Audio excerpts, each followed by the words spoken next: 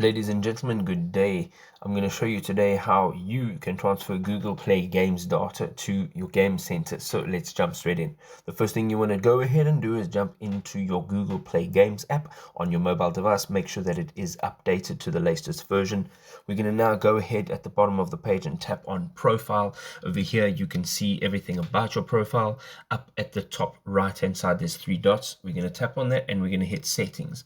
Now from here, it's very simple. You're going to scroll down and underneath your data you are going to see change account for games. We're going to tap on that. Now here on this page you will be able to change the account. Up here it says change the default account for games, and up here you will tap on change and you will now be able to enter your email address that you would like to change it to, that's associated with that Google Play account, and there you go, you're done.